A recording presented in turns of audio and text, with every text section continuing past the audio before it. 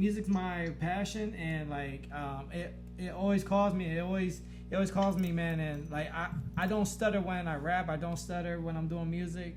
But as soon as I hop off stage and people are like, hey, high five me, yo, that shit was dope, blah blah, and I'm like, thank you. Yeah, you know, it's like they're like, what the fuck? Money well spent, I move just fine, trust me.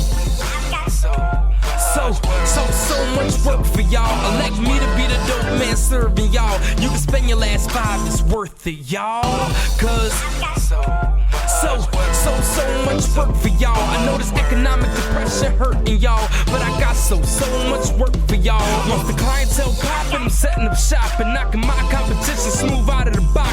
Till the word can't be removed out of the block, and y'all could like to be removed out of the drop. What's good in the hood? This is For the Thrill Podcast, episode 22, and I'm over here in San Antonio, Texas, and I got my boy Lokito Rico in the building. What's good? Artist, entrepreneur, Yes, sir. And you already know, co-hosting with us on the screen, A1, stay young. Get it, you know the vibes. Let's do this.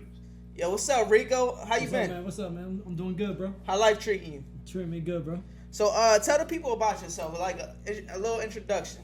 Well, you know, Lokito Rico, man, was born in Connecticut, you know what I'm saying, raised down in VA, joined the military at 17, you know what I'm saying, so I fought the war in the streets, I fought the war across seas, you know what I'm saying, I'm just trying to fight the war within me, you know what I'm saying, so I'm just trying to get it, you know what I'm saying, so I'm here with my brother, Thrillz, you know what I'm saying, to spread the message, to spread the love, you know what I'm saying? Definitely, 100%. First of all, I want to say thank you for your service, man. Yes, Definitely sir. commend that. Definitely commend that. Thank you for your service, bro. Hell yeah, salute, man. And as far as like your story, man, when I was looking into your biography, man, it was definitely intriguing because your whole, cause you got shot in the head. No. So basically, what happened was that I was close to like IEDs, which those are the roadside bombs, and my job in the military was to transport gas from base to base. So I'll be driving like 5,000 gallons of fuel from base to base, so the people on grounds could have fuel in their trucks and shit like that. You know what I'm saying? And within the year that I was deployed, I think we encountered about 15 IEDs, and just being, I guess, close to the action, being close to everything that happened. What's that called? The doctor said that the blast waves. The blast waves. Yeah, See, like, when I see blast waves, I was just thinking like gunshot, but like this is crazy, deeper than that. Like, yeah, so it was weird because I didn't even know I was hurt. You know what I'm saying? Like, I knew that, like, my stuttering got worse. I knew that my memory was getting worse. I know my balance was getting, you know, like, I noticed like small things about me, and like I knew that like my anxiety or this, like, just everything that I felt was supposed to be normal. I felt like everything was supposed to be normal. You know what I'm saying? Right. But it wasn't until I got back to the States that I started to like actually realize that something won't fit him right. Right. And it took the doctors a while to. They kept giving me pill, man. But then finally they took a MRI of the brain, man, and they saw that the ventricles in my brain had expanded. At first they thought it was brain shrinkage, but then they like, oh no, it's the ventricles that expanded. So there was like fluid leaking inside my brain, bro. Wow. Yeah, it was turning me into like into a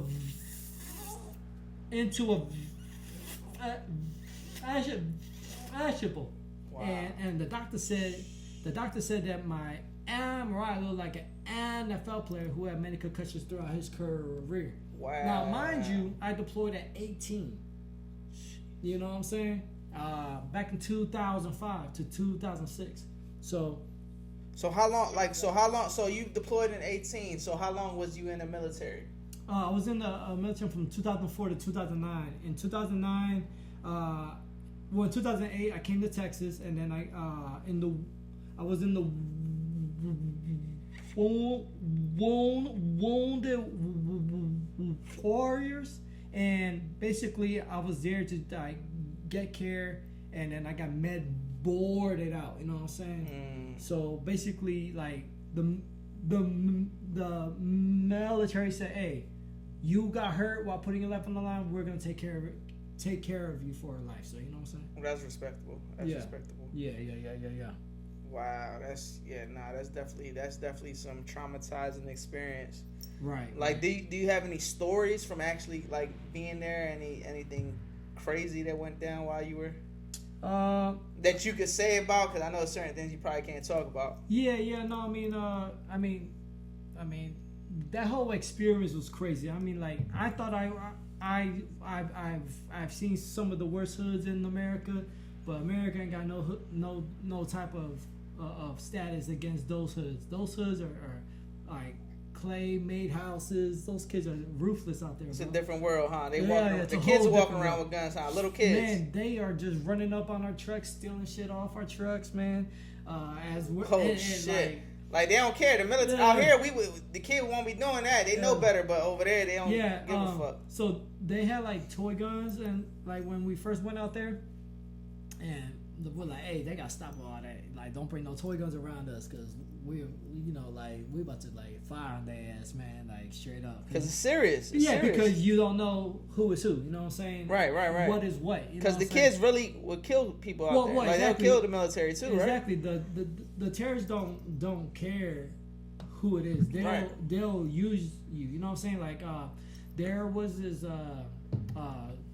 story of a guy who got captive and forced to drive a car with a bomb. Said, hey, we're gonna kill your wife and kids if you. While he was out there? Yeah, this is a story that I heard. You know what I'm saying? Hey, you know what I'm saying? Like, we're gonna kill your wife and kids if you don't drive this car with the bomb and hit the military with it. You know what I'm saying? Yeah. But there's no guarantee that as soon as he left in the car that they killed him regardless. Right. You know what I'm saying? There's no you can't. There ain't no guarantee. And then there's the other thing is this. You got the military, you got foreign military, you got contractors, you got the Iraqi police, you got the Iraqi army itself, patrolling the roads, and you gotta ask yourself, like, when do these terrorists have time to plant bombs and shit? You know Right. Yo, half of the military of the Iraqi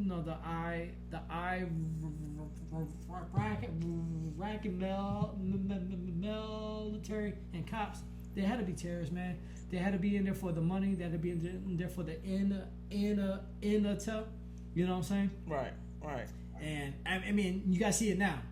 The military left Afghan, and within a week, Taliban took that shit over. You know, that is crazy. Over. Like, and was it within a week, bro? Wasn't we winning the war for X amount of years? Bro, we was there for 20 years, and wasn't we supposedly winning the war? I'm just saying. No. I mean, when I left, we were winning, but I was in Iraq. So this is Afghanistan now, and I'm just like, well, we were there for 20 years. Like, why did we all die?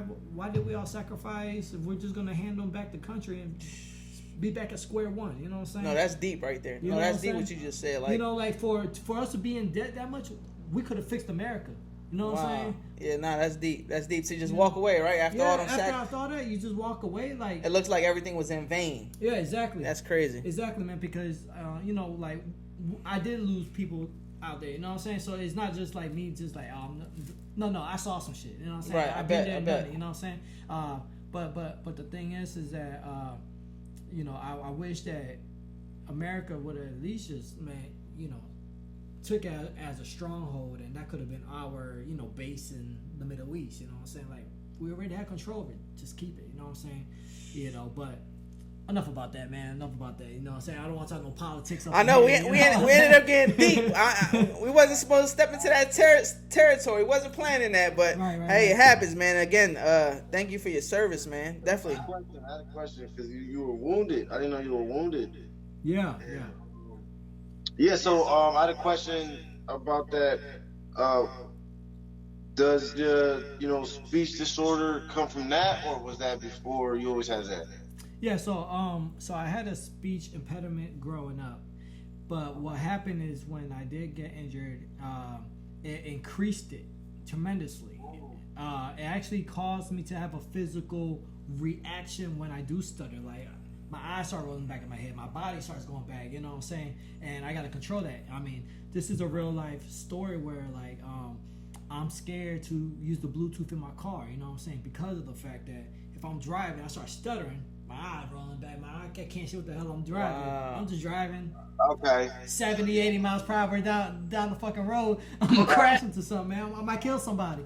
That's dangerous, bro. So it intensified the condition. Be on the phone and shit like that while you driving. Yeah. Exactly. That's tough, man. I was looking at your bio, and I was seeing, was it Scatman John. Scatman John. Right. And you were saying that he has the similar situation. Right. So Scatman John, man, I always loved that song that he had, beep beep bada boop, and I didn't know his story until I started to like make music and stuff, and then I found out what the song was about. The song was about him saying, "Hey, I have a stuttering problem. If I could rap, so can you." And I didn't even realize. Huh? You didn't know that he had that before you liked the song. Like when you liked the song, you didn't even know he had right. it. Exactly. Yo, that's crazy. That's crazy. No, you just put me on game. I'm pretty sure you put A1 on game. Right. Because I didn't know about that. Like I know the song beep beep beep beep bop bop bop. I didn't know that was in the same fucking environment. Like that's crazy. Yeah. So once I found out that he like had a speech issue as well, I'm like, yo, I gotta do a remix of that song. You did one? No. I was like, I have to do one, and I wanted to get him on the fucking song. I wanted to get him on the song. That'd be lit. But sadly, I found out that he had passed away. Oh, when did he pass away? Man, I'm not too sure, but when I was in the booth,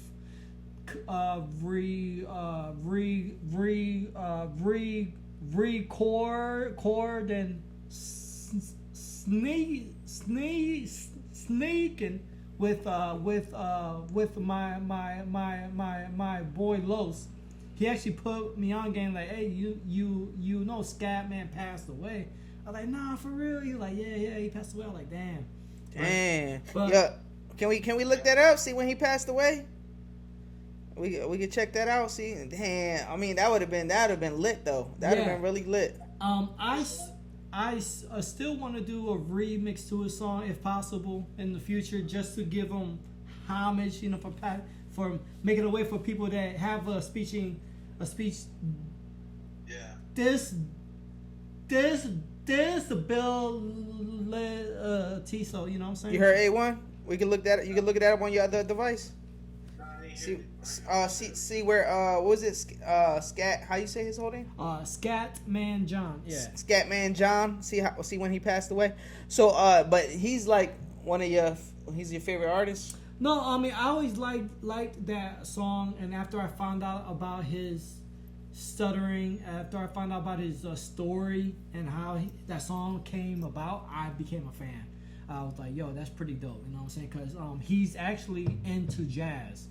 And a record producer found him and was like, "Hey, let's put your jazz stuff on top of a tech beat and let's make a song." And that's when it came. Yeah, that's crazy. What you say, A1? His name was John Paul Larkin, born in March 13th in 1942, and he died in December 3rd, 1999. Oh shit! Oh, so he been around and for us to know that song, that's popular song. Like, so how old were you when you heard it? Like, or where were you and what were you doing when you heard it? And you said, I like the song. I first heard it on that movie with Martin Lawrence and the other guy. I forgot his name, but he's a white tall guy, and it's all for nothing or something like that. Is the Martin?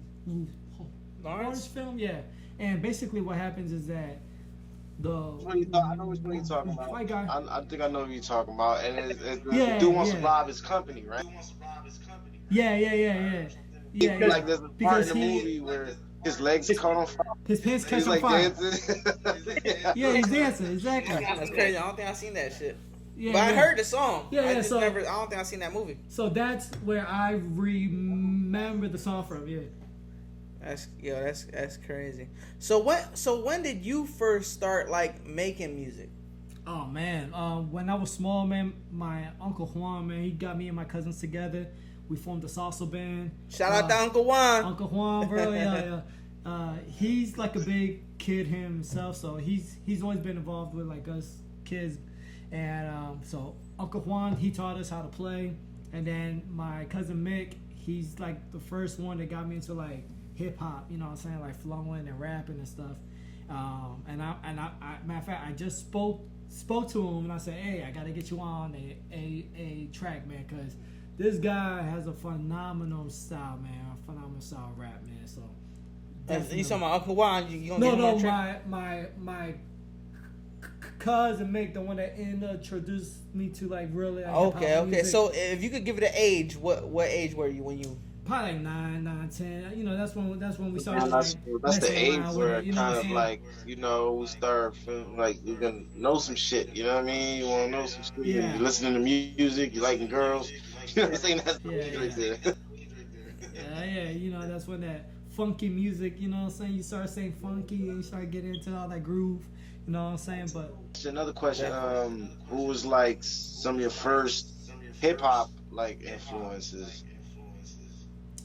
oh man, there's a lot, but I think during that time, Puff Daddy was like hot, you know what I'm saying, with Biggie, you know, like P Diddy before he was P Diddy, huh? yeah, Master P, I do remember 5th grade, like the first Show. like the first hardcore rap song I heard was That was hard. Yeah, that was the hard shit. Show like yeah, like I remember that was like the first hardcore like rap song. Of course, I heard like the one time, you know. Oh yeah, the Fugees. Yeah, Shit man. though, man, they was spitting, man. Fugees. Classics Yeah, after yeah. My classics. favorite Yeah. female rapper of all time, Lauryn Hill.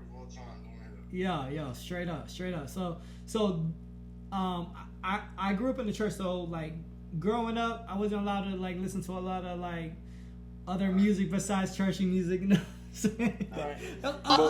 Unless it was Spanish music. For some reason, Spanish music just had a bridge that, hey, it don't matter. Mark Anthony, yeah, you can hear him, like it's cool. Nah, I feel you. You know what's crazy? So like I went through like different periods. Like I was like, when I was young, like it was probably a Catholic phase. But then I went into like the Christian, where my mom was taking me to Christian church after the Catholic phase. And I remember her buying me, you know who she gave me? I don't know if y'all know this artist, Lou Bega. 1, 2, 3, 4, 5. Yeah. So she bought me the CD, and yo, to this day I'll be remembering his songs. It's crazy, but because I was a Christian at that moment, she was like, he's not gonna listen to nothing else but this type of music because he's cool, he's chilling, he ain't cursing, blah blah blah. But that's what she just reminded me of. Bro, man, look. For some reason, I was allowed to play Street Fighter, but I was not allowed to play Mortal Kombat. You was? Yeah, because of like of all the magic and shit like in the Street game. Fighter was like comic book. Yeah, it was. Yeah, exactly. But Mortal Kombat is definitely ripping heads and shoving a sword through your pussy. Nah, Mortal Kombat, I always play that shit. I play with all types of video games. Yeah. I think it was just more of like it was bought, and as long as nobody else seen what I was playing, we was good. Like Yeah, exactly. the fatalities was crazy though. The fatalities was definitely crazy. Shout out Super Nintendo. Oh, right. Shout out to throwbacks. No, go back before Super Nintendo. This money won't spend, I move just fine, trust me. So much work for y'all. Elect me to be the dope man serving y'all. You can spend your last 5, it's worth it, y'all. Cause So much work for y'all. I know this economic depression hurting y'all, but I got so much work for y'all. Once the clientele popping, I'm setting up shop and knocking my competition smooth out of the box. Till the word can't be removed out of the block, and y'all cut like to be removed out of the drop.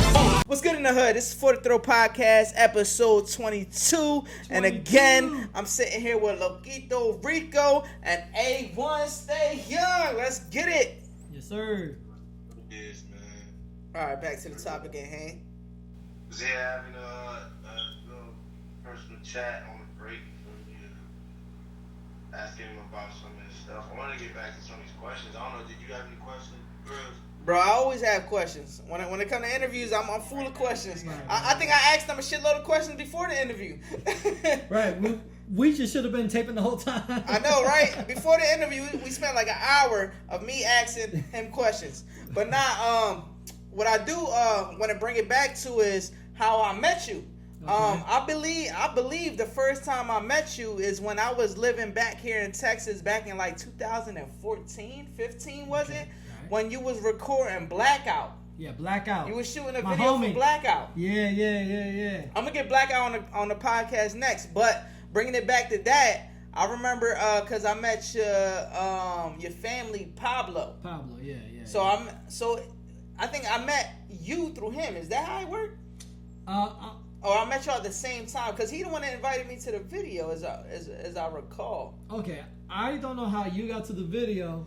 But I do remember you being at the video shoot. I don't know how you got there. But I do remember you being there, and then I do remember the first time that me and you actually spoke though was at Club Valhalla on the east side, because they were having like a hip hop night. Or whatever. Oh yeah. And my boy, my best friend from the East Coast, Robert came out, and bro, I mean I'm talking about like he came out for like 3 days. All 3 days, I got him a show each day he was in town. That never happens. Like, you just don't come in town. Oh, yeah, I remember that. You just don't come in town and jump on every single live show that's their popping, because, like, the people that put it together, they already got it lined up. They already got their artists. Right, to just jump on some shit. You just don't come from out of town like, yo, I'm performing. Like, but you know what's crazy? That's the drive though, because that's the drive I had when I came out here. Yeah. Remember, I didn't know nobody. Yeah. I didn't know nobody. So when I first came out here, I jumped in the contest in Ice Lounge, and then I made top 5 in a city that nobody knows me. So that right there was fucking that made me feel good, keeping it 100%. I was like, yo, that was something that I was like, oh, in my record book, and that's where, because it was me, and that's when Vision, he won the contest. It was me, Vision, the Piff Boys, and then 2 other artists. And that's how I got introduced to Ice Lounge. That's how I started promoting Ice Lounge back in the day. Because I brought my camera, and Ron Hicks, he was promoting, and he was like, I see when you jumped off the stage, you grabbed a camera. He said, you do camera work too? I said, yeah. He said, why don't you do camera work for the club? I said, all right, let's do it. So I perform and then do camera work. Exactly. And then it led to him like, why don't you promote the club on Sundays? Let's do it. So it's all about that drive, that work ethic. Yeah, exactly, man. So I agree. I am always on the grind, man. I stay on the grind, bro. Like, I'm busy working. And so not only did I get my boy a show each night that he was in town, but we shot 2 music videos while he was here, bro. Like, it was crazy, man. Like, I shot his videos. Like, that shit, it came out dope. But yeah, salute Robert. Yeah. Talking about music videos, man, you gonna let Thrillz Films and Photography shoot that next music video, right? Yeah, yes sir. We was discussing that, man. What video is gonna be? You put in some thought? What you? I say it like this: whatever song you are feeling the most, that's the song we are going to do, because I want the person that's behind the lens to really like the song. You know what I'm saying? See, that's a first. I'm gonna keep it real. That's a first. Usually, I come up to the artist and be like, all right, this is the song I want to shoot. But for you to give me free game with your song, right? That's kind of dope. That's kind of dope. Yeah, because I spoke to the guy that shot the Humpty Dumpty video, and he's like, Gamehead, I want to shoot Gamehead. I'm like, Gamehead? Also, I was kind of surprised, because Gamehead wasn't like my main song. Gamehead was more of the song I was going to pitch like Madden or 2K or something yeah. like that, or EA Sports. Right. That's the song I was gonna pitch to them. Right. It wasn't even supposed to make it on the album, but I was trying to avoid like paying extra fees and shit. So I was like, yeah, I'm just throwing it on the album. Fuck it. Got you. So I was like, so Gamehead though is just about gaming, having fun. Like, hey, don't call me because I'm gaming right now. You better text me. Like, So you really be gaming? You be? Hell yeah. What you be rocking? Man, I play that COD. I play sports. I play any type of shooter games. Oh, when you say COD, you a gamer. Oh, yeah, Usually man, you can yeah. say Call of Duty. No, if you say COD, you a gamer. COD, Siege, sports, Madden, 2K. I was talking to A1 the other day because I had an electrician come to work on the house, and he was telling me how he be streaming on the side, and he be making $500 a week just off of streaming. It's crazy. And I'm like, yo, because I was telling him, what he did, he saw my PS5, and he's like, you be gaming? He said, I be streaming, and he said I make easy $500 a week. He said actually before he started doing electrician work, he was like taking care of his family off of just streaming. Damn. Which is crazy. Look at the world, like what we could do. Remember back in the day? Oh, why you stuck on them video games? Mom, like, oh, why you doing this and that? Like, go get a job. Like, people can actually make a livable income off of fucking playing video games. It's crazy. No, it is crazy. I was actually trying to get my son involved because me and him game, and I was like, hey, why don't we do like a father-son, like Twitch stream? That'd be dope. And I was like, you know what I'm saying? Because I see a lot of people about father and son doing it. I was like, something different. Yeah, exactly. Something different. Right. And I mean, I have a 16-year-old son, so I don't look that old. You know what I'm saying? So like, it'd be a little weird, but yeah. Nah, but it is what it is. That'd be dope. Like, even like now that you like starting off like that, that'll be. I think I would watch it like, oh, that's father and son doing their thing. Like, that's commendable. Yeah. You know what I'm saying? Yeah. Like, that's definitely commendable. And the weird thing is that like I taught him how to play, but man, he'll blow me out the water. Better than you. Oh, the man. The student has become the teacher. Oh shit. The student has become the master. Daniel's son. Yeah, exactly. Nah, that's dope. No, but Leia, that's what I'm getting into now, because I got a Twitch. It's just for the thrill of it on my Twitch, where I'm looking to just do the gaming. And like I said, with the electrician, he's putting me on a community of just gaming. It's something we could talk about later, because that's a whole nother form of income. Exactly. And how does the and I need that multiple outside. streams of income, like, and if I could get paid for doing something that I love to do, exactly. Yeah, You feel me? Like, you feel me? Yeah, bro. That's what I'm saying. Just rock out. Why not? Right. Like, if we was doing this since we was younger, like, now's the opportunity. If I was doing this since when I was young on the Twitch shit, if this was, because when we was young, this shit wasn't out. No. But if that was out, then I would be getting paid right now just off of that. Exactly. Just gaming. Exactly, man. Yeah. How you feel about that, A1? It be young kids too, man. Hell yeah. Young kids just making an income, like still getting a paycheck. Yo, I look up like the youngest YouTuber. They be making millions. Like, it makes it like it's like a glitch. Since we talk about gaming, it's a glitch in the system. It is. Like, you could fucking be 12 years old and make $1 million on YouTube. Yeah. Isn't that crazy? It's crazy how, like, what, if this many people watch you, who owes you that fucking money? Because those people not paying you that shit. like, who owes you this much money because you got 1 million people to watch you on this day? Like, yeah, you keeping people engaged though. Yeah. Right. It's the engagement. It's the is your interest. Like, are they interested in you? How you talk to the mic? How you talk to the crowd? So it's a range of different things that what's going on. It gets you paid, but engaging. That's the main key right there. Oh yeah. Cheers to that. Hey. I got a couple quick questions if you want to answer them fast. You know what I'm saying? How do you come up with your songs? Like, what would be the process?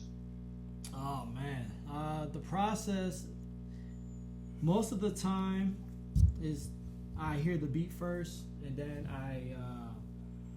I come up with the hook. But so I like this challenge. Like, I make a challenge for myself. Right? That's dope. That's dope. So the challenge is this: whatever the beat is called, I try to make a song to the title of the beat.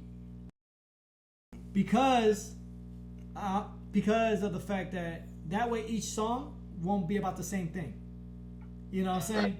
Because you have a mindset to just always talk about the same shit or to do the same shit. You know what I'm saying? So if this song is called Drip and this song is called Rockstar Money, or this song is called Sneak and this song is called Alone, this song is called Forever, then it's like, okay, yeah, I'm challenging myself to write those type of songs. You know what I'm saying? Or also another challenge that I like to do is I like to take a song that's out, and and then I say to myself, if I was on that song, how would I come on? And then I just make my own hook. I just like do a remix to the song that's out. You know what I'm saying? All right, that's dope. So that brings me to the next one. So you said the names, you challenge yourself by going by the name of the beats. So the name of the songs are from the name of the beats you picked, right? Where you find your beats? Where you get them? Or you got people making them for you? Or you pull them off the internet or what? Right. So shout out to my boy Vino. He's here in San Antonio, but he's from the East Coast. Yep. Puerto Rican, you know what I'm saying? He's slinging on the beats. He made the beat Casanova. There's another guy here in town. Also, Actually, we wrote a note to that one. Casanova beat slap. Yeah. Definitely a lot of crunkness. It has a lot of crunkness to it. There's another guy that I used on my whole first album,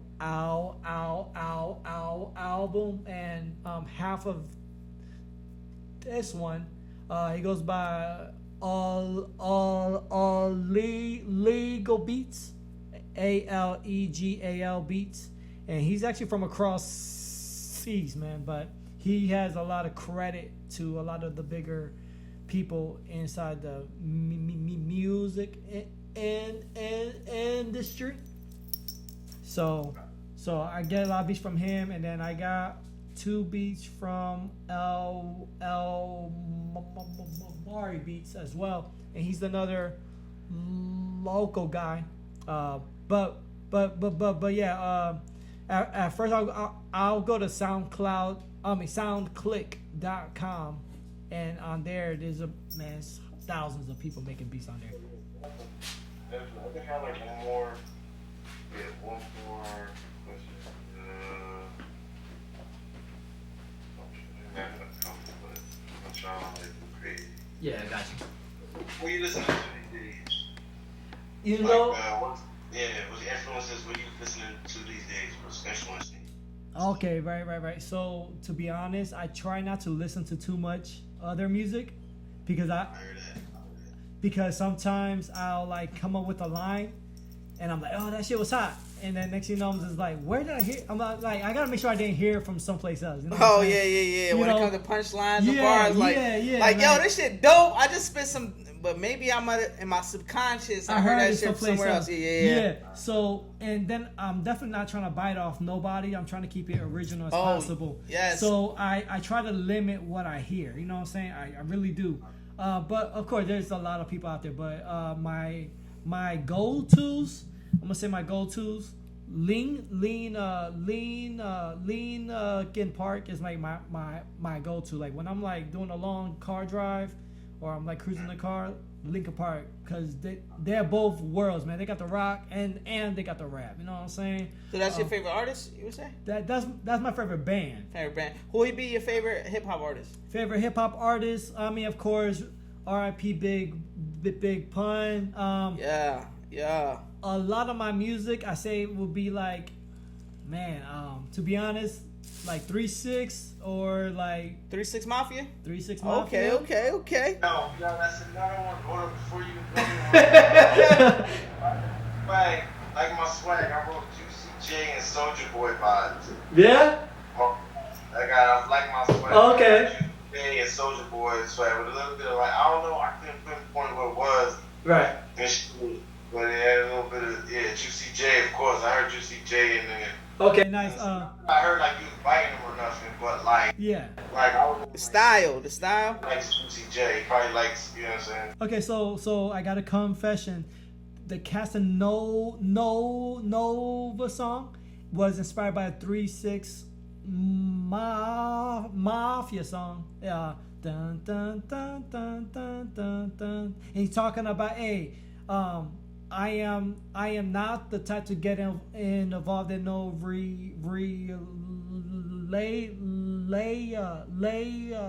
relationship. You know what I'm saying? Because if you have a man and you want things, just stay with him. You know what I'm saying? So Casanova is like, hey, I could be your Valentine. I mean, I could be your Casanova, not Valentine. You know what I'm saying? I'm only here to lay the pipe. You know what I'm saying? Like, all that me buying you gifts and shit, fuck that shit. Like, I'm only here for one thing. You know what I'm saying? Mr. Lay the Pipe. You know what I'm saying? Yeah, that shit I be laughing. I'm laughing. Like, I'm gonna lay the pipe. How- But like my swag, I don't know. I got a star next to Like My Swag, and I got a star next to Sneak It. Those are my songs, man. Those are my songs from your what they call it, the catalog. Yeah, Yeah, right. Catalog. Those are the ones right there.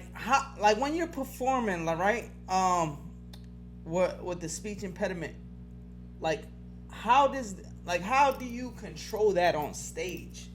Well, Imagine that's not even a problem for you. I feel like you be so in the moment that it's like nobody would notice unless they just start talking to you and then you did it while they was talking. You know what I mean? yeah. So exactly. When I rap my songs, the beat keeps me on beat. For some reason, it just works. So you're saying like when you're performing, you don't have the problem. Like, Exactly.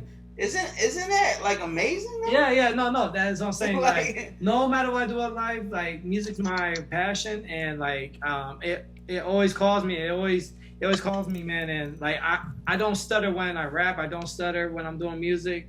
But as soon as I hop off stage and people are like, hey, high five me, yo, that shit was dope, blah blah, and I'm like, thank you. Yeah, you know, it's like they're like, what the fuck? This nigga's having a seizure and shit. What the fuck? No, but that's like motivation for somebody.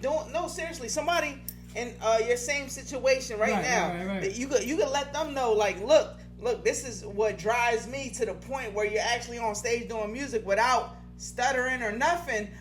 You could show them, like, even if it does happen, like, look, you could do this. Like, anybody could do it. Like, back to Scatman John. Scatman John, bringing it back to him, like, he did it. Like, and he put a song out about it, and they motivated you, and you can motivate them. Tell them a little bit. Yeah, man. Yeah. I mean, look. I mean, my music is different. It's original. You won't hear nobody else like my style, and I take pride in that. I have no cursing. I don't say no N-words. You know what I'm saying? Because I want to put some positivity out there. But my songs are Positive crazy. vibes, yeah. Crazy, just fun, real life, you know what I'm saying? And the label is called Can You Imagine Music? Because this is the shit that you can't even think of. Like, can you imagine that shit happen? Can you shit like Right. Can you imagine that shit Yeah. happen? Nah, that's dope. That's dope. So I like that. yes. So it's Can You Imagine Music? And so basically, when I wrote that song, Sneaking, I talk about, hey, I'm sneaking through the room, but the roommate's knocking at the door. And then the next verse is like, oh, the kid's knocking at the door because, you know what I mean, her getting hot and heavy, you know what I'm saying? But Talk that talk. but I say things inside a fun way. So instead of saying, hey, you bounce that ass, I'm saying, hey, where are my girls at with the Humpty Dumpties? You know what I'm saying? Shaking that monkey for the money. You know what I'm saying? So instead of saying, hey, I'm in the strip club. No, I'm trying to describe it. I'm being fun with it. You know what I'm saying? Right. I'm giving you something that's creative. You know what I'm saying? Unique your way. Yeah. So. Nah, that's what's up, man. Nah, I definitely respect that. Man. Awon, stay young. We about to do a feature over here with Lokito Rico, man. We probably won't have time to record tonight because he got some prior engagements, but we gonna get some tracks going, and I can send you it over there on the East Coast, and we can all get it together, man. Yes, sir. You feel me? Hear something. What happened? I said, yeah, let me hear something. Well, you saying he got a verse now? You got a verse? Yeah. I mean, I don't got nothing new yet. Yeah, but cause my new album just dropped. You know what I'm saying? How's your freestyle game? I can't think as fast since I had my injury, bro. But Oh, he just dropped the album. It's called Club Valhalla. You heard? What's wrong with it? You heard? He just dropped the album called Club Valhalla. Tell him about the album. Yo, that cover, the cover's pretty dope. I saw in your bio that he was inspired by, the Vikings in a way where you found out about Loki, and yeah, you could relate to the character and all that stuff. Yo, Floki a nut though. Yeah. Floki, that nigga a nut. Hell yeah. That show go hard. I fuck with that shit. That's Yeah. one of my top 10 shows right there. Yeah, so that's the whole reason why I like grew out my beard. I used to be like really like. Damn, Yeah, I really just chopped it cool off for the podcast. Yeah. I should have let that shit on point. Yeah, so like I started to watch the show, and then my boy was like, "Hey, I challenge you to grow out your beard," because I was like always like chin strap, pretty boy, you know what I'm saying? And I grew it out, and then every time I try to chop it off, this shit grow right back. So I'm like, "Fuck it, it's Let it rock part of out. me." That's the way. Yeah, bro. Yeah. Nah, but what really made you name it Club Valhalla? So all right. So the first one is called God of Fire, cause Lokito Rico has been my gamer tag since like 2012. I got Lokito tatted on me on my leg, you know what I'm saying? And then my partner had Lokita tagged on her, you know what I'm saying? And then once we started watching Vikings, I was like, man, like Loki the god, Loki this, so he is the god of fire. Oh, so that actually brings it back. So it was before this. Like, to think about it, it God of Fire. was before Dang. all this. Yeah.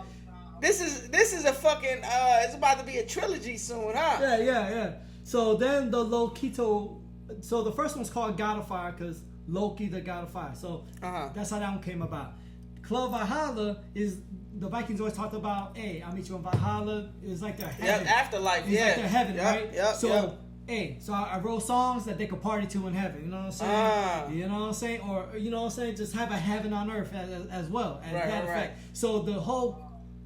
To mention, did you know that they're coming out with another season of Vikings, like a whole nother adaptation of Vikings?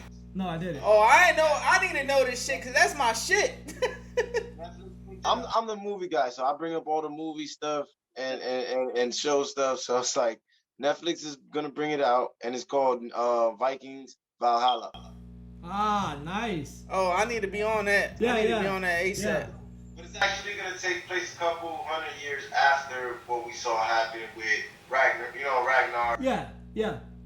So like the crazy thing is at first I couldn't grow the beard, right? It was like splatchy and all this stuff. So I was like, I am Ragnar because Ragnar, he didn't have a full beard. He didn't have all of that. You know, he had like a small beard and whatever. So I'm like, I am Ragnar. And then next thing you know, my beard came. I was like, okay. That's just So now you Loki? now I'm Floki. Floki. Yo, he's an interesting character, yo. Yeah, he is. He's like Floki. Like the way he talks, the way he thinks, like it's crazy. Yeah. And he's a creative person because he makes really quotes. good. So, and whatever, I don't know how that actor thought of that character and how he just became, you know what I'm saying, that character. But whoever that actor was, he did his thing, bringing that type of character to life. You know what I'm saying? Definitely, 100%. I want to bring it back to more serious if you want to talk about this or not. Because when you said the Lokito, yeah. and then you said she had Lokita. Yeah, so actually, she had hers tatted first, and then when I started to date her, what's that called? You know, the couples got the matching tattoos and shit. You know what I'm saying? So I got Lokito, and then I had changed my gamer tag to Lokito.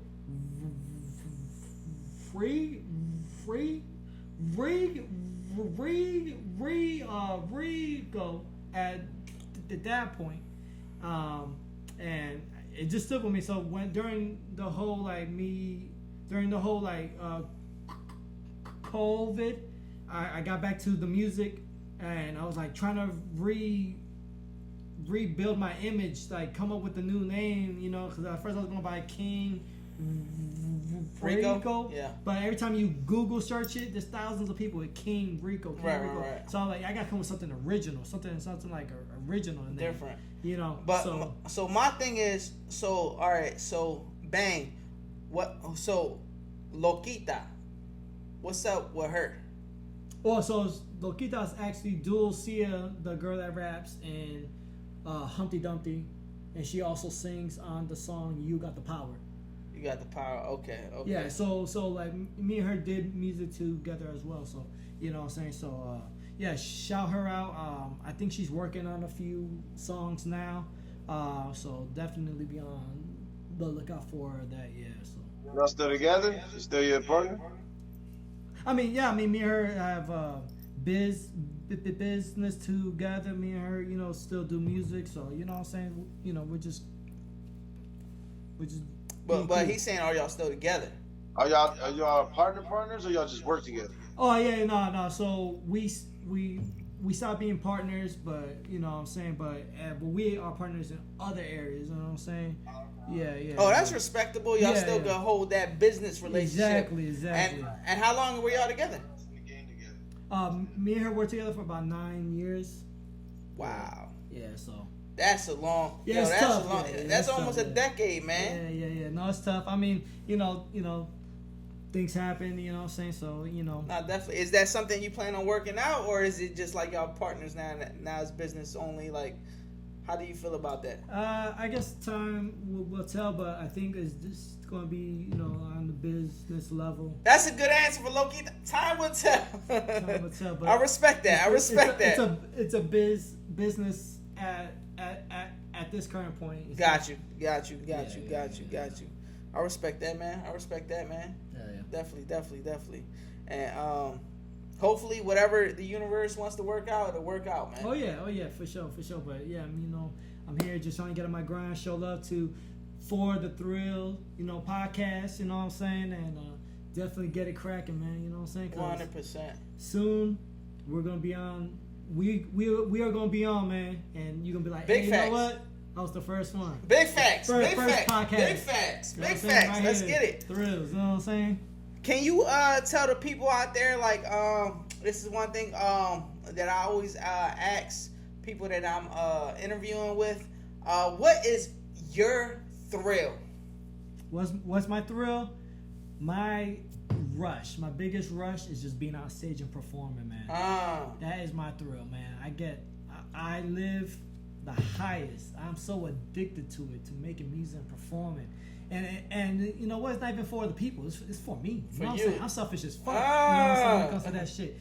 You know what I'm saying? I don't care if you feeling it. I don't care if you like my music. I like my music. I'm feeling that shit. You know what I'm saying? So it don't even matter if you feel it, you want to boo me, whatever. You know, there's haters, whatever. But guess what? I'm still doing me. At the end of the day, that's right. I'm being real to Big me. facts. I'm happy about that shit. You know what I'm saying? I know what I put out. I know I put money behind it. I know I sound good. If you want to be a hater, be a hater. You know what I'm saying? You know what I'm saying? But life is too short to go hating on people. You know what I'm saying? Let's all support each Big other. facts. You know what I'm saying? Support me like you support somebody that you don't know, like Drake. Like, right? You support Drake like a motherfucker.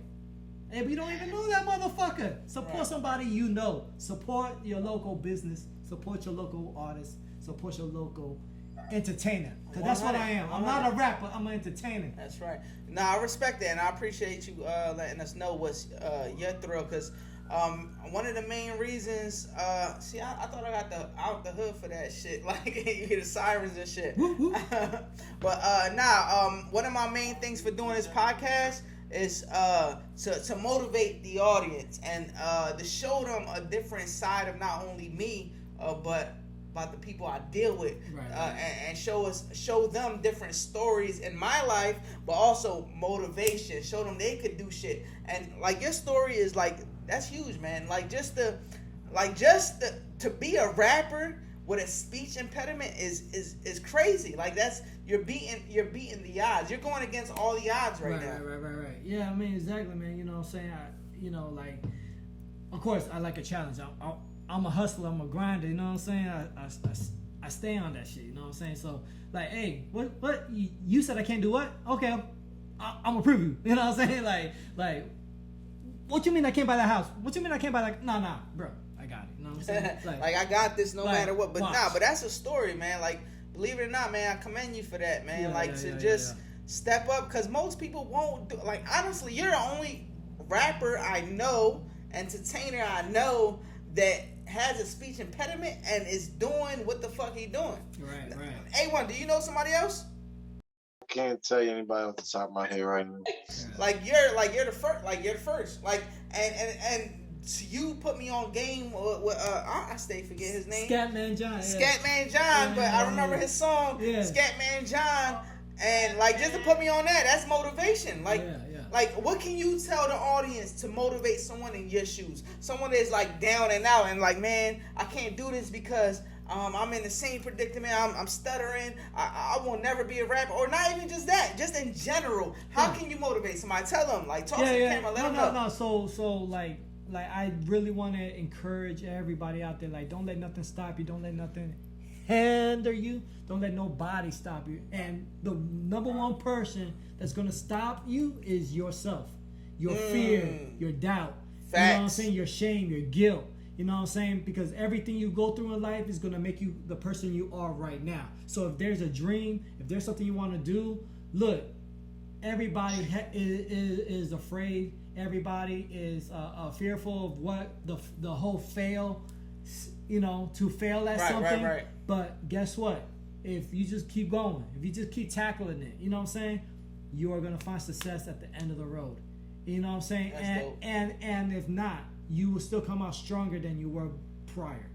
You know what's crazy? How you say, like with the whole fear and whatnot. I seen this documentary where even Beyonce was like, and she's a megastar. She's like top of the top, and she was like, she still when she goes on stage, she feels the fear. Like she feels it. She feels the nervousness. Right. And she uses that shit to her advantage. Mm-hmm. That's crazy. Yeah. Like it's like you gotta look like people. So many people out there be like, "Oh, I'm scared to do this. Oh, I don't want to do this." Because you gotta use that fucking fear to drive you to become the beast, become that animal, to get up there and do whatever. It don't gotta be rap. It don't gotta be hip hop. It could be comedy. It could be singing. It could be some other shit. It could be podcasting. Just do that shit. Like exactly. What's the worst that can happen? Exactly. The worst thing that can happen is if you don't do it and you on your deathbed and you like, fuck, I should have did that. Yeah. You don't want to be that person. Yeah, I mean, from like when I was a kid, I always had like a feeling in me like I should be on TV. Like I always had that dream of like just being famous. Like I always had that, man. I always had that like flame just burning in me, man. You know what I'm saying? But music's always been burning in me, man. It's always been passion. No matter what I did, like I went to film school. I do film, I do pictures, I do this, I do that. No matter what job I had, I was in the military. No matter what, bro, I always want to be a rapper. Like in the military, they were like, "Hey, he's the rapping gas pumper." You know what I'm saying? Like those are the names that people gave me because they knew I rapped. Like in the military, like they knew I was like always out there just spitting, writing flows and all that stuff, man. Like you know what I'm saying? So it's like don't let nothing stop you. The only person that's stopping you is yourself. No matter what disability you have, trust me, man. Like I could sell you a pen, and you know what I'm saying? Like, hey, want to take down my phone number? And you're gonna be like, well, hey, I got a pen for $1 though. You know I fuck with that, cause I fuck with the Wolf on Wall Street too, nigga. I fuck with that shit too. I can sell niggas a pen, like, yeah. No. I can sell salt to a slug, like, yeah. I mean, slug, salt to a slug, right? Yeah. Water to a well, Jay-Z. Hey, you already know. Yeah, no. I mean, so I mean, some people have it in them, some people don't. You know what I'm saying? So if you're one of the people that don't have it in you, find a way to build that in you, because some people need a lot of motivation. Big facts. Some people need a lot of motivation, and if you're one of those people that need a lot of motivation, you need to find your self-worth, because that's what it comes down to. It's like, hey, do you believe in yourself or not? You know what I'm saying? Because if you need a lot of motivation, that means you don't believe in yourself. You don't have that high self-esteem. Right. You got to do exercise. You got to talk to yourself in the mirror every day like, I'm the shit. Right. I'm going to tell you this, and then I'm going to peace out. I wasn't rich growing up. I didn't have shit. You know what I'm saying? And to be honest, one day, somebody told me, use this shit. I used to get bullied, laughed at, joked on, wearing Walmart clothes and shit. You know, Walmart back in the day was not it. You know what I'm saying? And if you got something from Walmart, everybody knew it was from Walmart. You know what I'm saying? Like, straight off the brick. But man, somebody just told me, like, hey, use this shit. I don't care who jokes on you. I don't care what. No. Use this shit. Like, seriously. Looking yourself in the face, in the eyes, and say, you is the shit, and don't let nothing else change your mind, and you gonna build that self-esteem.